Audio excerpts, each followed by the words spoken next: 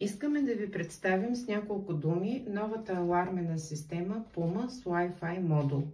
Естествено, първата произведена беше сложена у нас преди около 6 месеца и вече можем да кажем, че работи отлично. Тя изглежда така. Класическа клавиатура с LCD дисплей, който в момента е в sleep режим. Натискането на който и да е клавиш води до осветяването й, за да виждате какво избирате. В клавиатурата има слотче, към което може да се свърже допълнително приставка за четене на чипове или карти или приемник за дистанционни. Това е много удобно, ако с системата ще работят възрастни хора или малки деца, защото позволява лесно включване и изключване под охрана, без да се ползва код от клавиатурата. Нашата система, например, има приставка за чипове и ето как мога лесно да включвам и изключвам алармата. Над клавиатурата сме поставили GSM, в който чухте звука от включване на алармата. Както виждате, събитията пристигат в момента, в който се случват. Тъй като Puma е закачена по Wi-Fi за интернет, направили сме настройка така, че мъжа ми и аз да получаваме информация за състоянието и през приложението PushOver. Приложението PushOver се инсталира лесно. Има версии за Windows, Android и iPhone. За сега няма версия за китайската операционна система, която китайците си направиха, след като им забраниха да използват Android.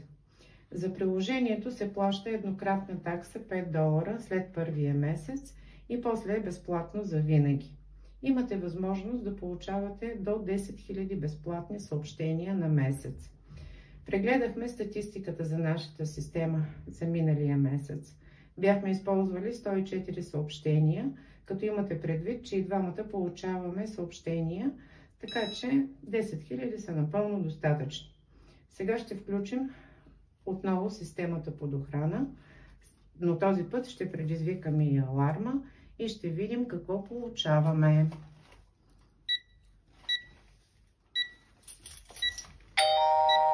Чухме звука.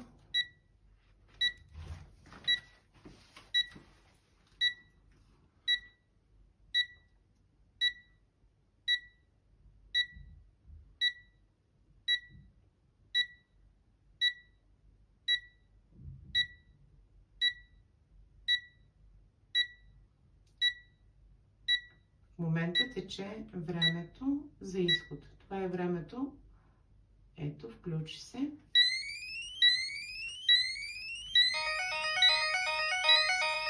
Както виждате, вече звукът е различен.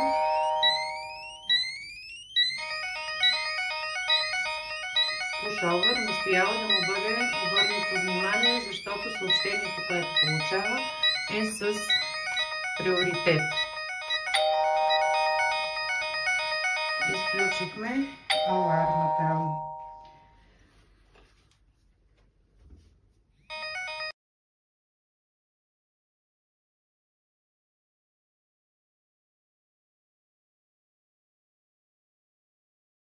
Искам да ви покажа и как можете да работите с алармата от телефона си.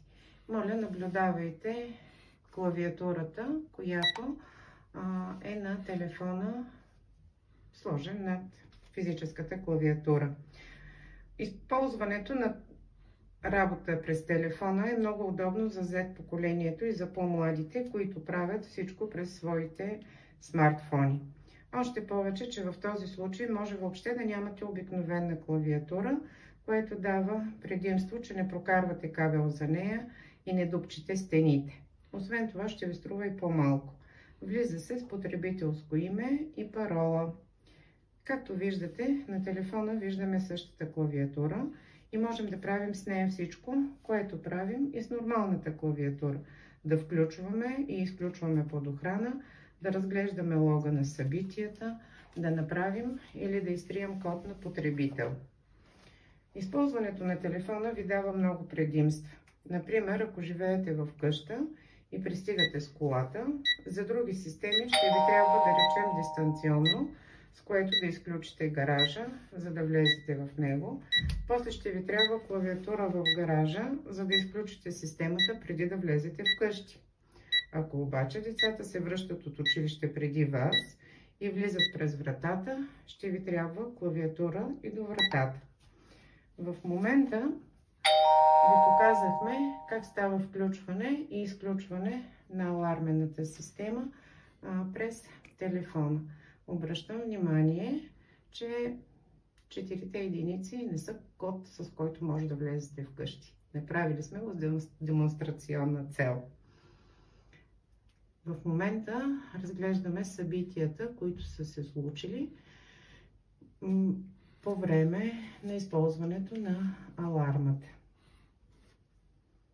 Допълнително виждате, че имаме едни ключета, които са наречени ALT1, ALT2, ALT3 и ALT4. С тях можем да превключваме изходите на алармената система и да управляваме различни устройства, свързани с тях. Ние на изход 4 сме закачили едно дистанционно за управление на външните щори, за да може, когато завали и сме на работа, да спуснем щорите, а когато спре, да си ги вдигнем. Ето така, включваме щорите. Нашия изход сме програмирали да се самоизключи след 2 секунди сам.